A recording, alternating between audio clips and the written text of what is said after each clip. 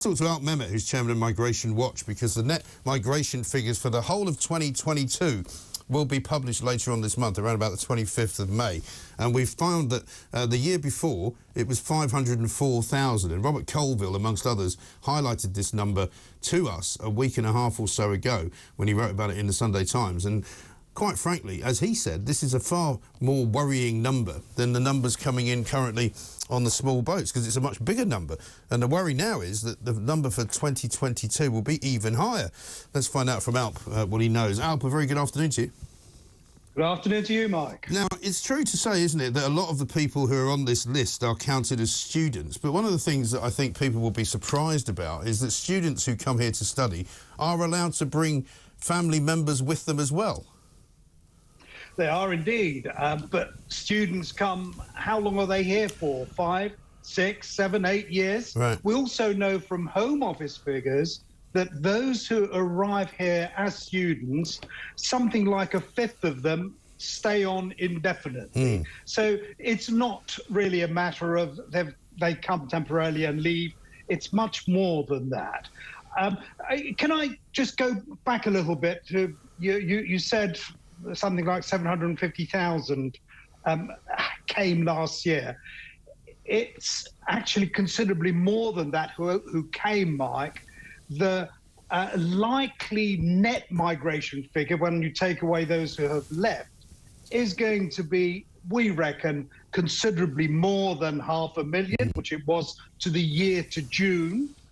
When you look at the whole of 2022, it could be really over 600,000, 700,000. We don't know precisely, and we have to make that clear. But what I am very confident of is that it will be significantly more than 500,000. Yes, and that's an awfully large number. I mean, how good will the breakdown be, Alp, when we finally do see it? Will we get a breakdown of who is a student, who is a family member of a student, you know, who has come here to work and which kind of visa they've been given?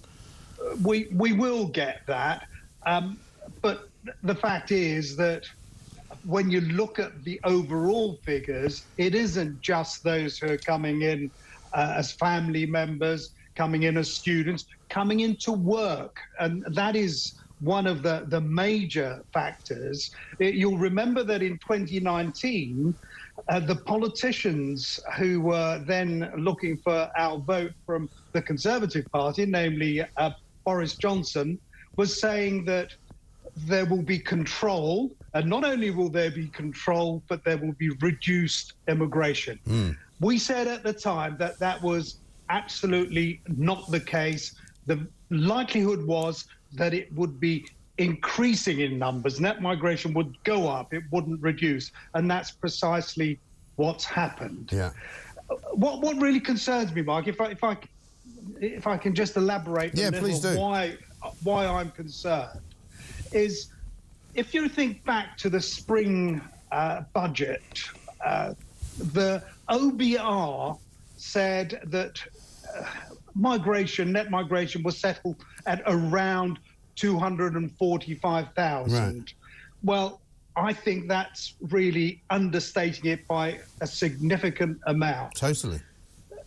245,000 in itself is high, but it's much more likely that if we do settle down to one sort of rough figure, it will be more like 1/3 or 350,000. Yeah.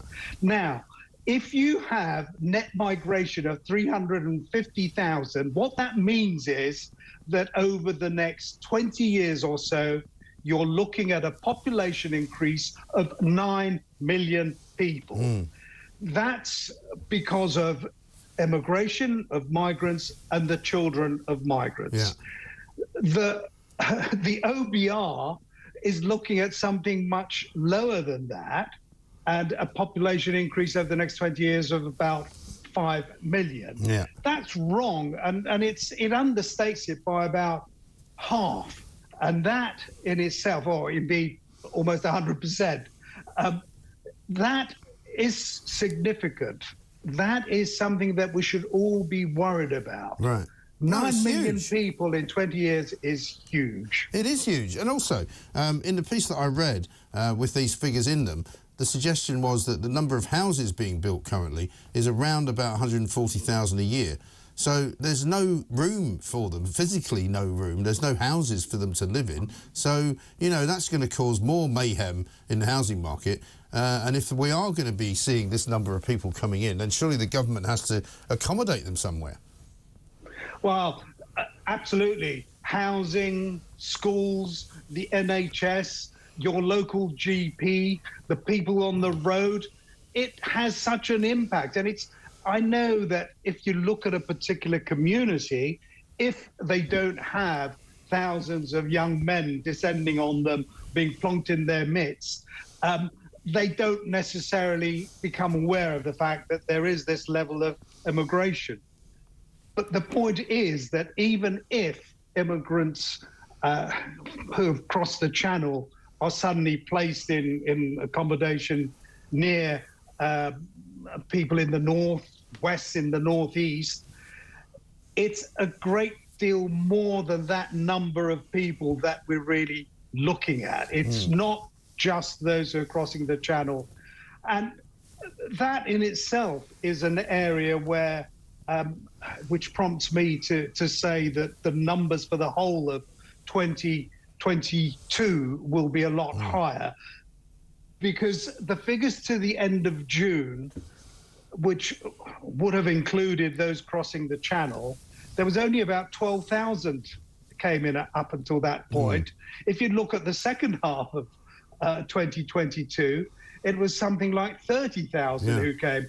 So that's the sort of input into the overall figure, plus the fact that fewer and fewer people are leaving, and that's how you get net migration, because those coming in are tending to come from the poorer countries, from Nigeria, from Zimbabwe, from India, where they don't, having arrived, they don't necessarily leave. So you're looking at significant numbers being added to the population who are not likely ever to leave. Yes. That is the sort of thing they've got to plan for. And who are also more than likely to have more children, or who are more than likely to have more family members join them. I mean, one of the arguments we hear all the time from the sort of lefty lawyer types is that many of those coming on small boats are coming here because they've got relatives here. And some of them are here because they haven't left after having come here legally when they should have. So it's a sort of a self-fulfilling prophecy. And the only thing that happens is the population rises. It never goes down. It does. And it's population increase is rather complex. And I'm very fortunate to have Emeritus Professor of Demography, David Coleman. He's my main advisor on population. And what he makes clear is that, you know, you can't just look at, you make the point about those coming here having the tendency to have more children.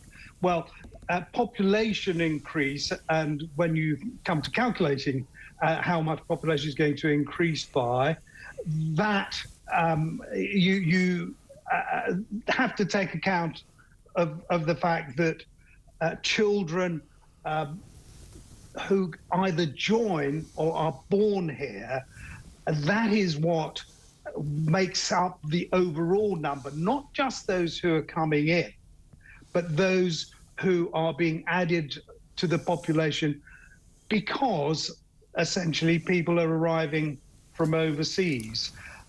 The majority of them are coming for a better life.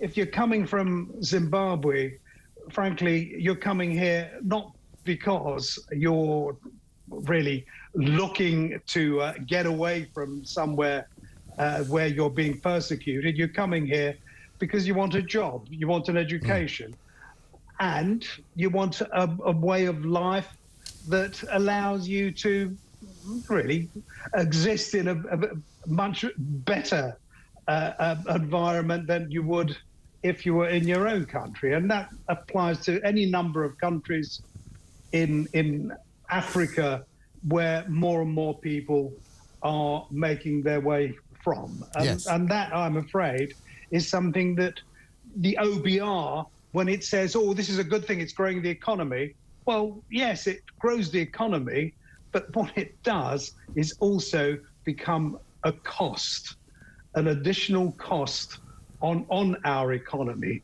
because you've got to provide housing, you've got to provide schooling, you've got to provide health needs of one form or another. And that really is something that politicians tend to overlook.